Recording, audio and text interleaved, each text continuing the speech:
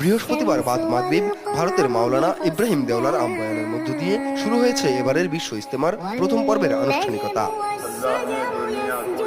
এদিন ভোর থেকেই টঙ্গীর তুরাগ তীরে দূর দূরান্ত থেকে জমায়েত হতে থাকেন মুসল্লিরা। বেলা বাড়ার সঙ্গে সঙ্গে বাড়তে থাকে ধর্মপ্রাণ মুসলমানদের ঢল। খিত্তায় ভাগ হয়ে সকাল থেকেই বিভিন্ন প্রস্তুতিমূলক আলোচনায় পার করেন সময়।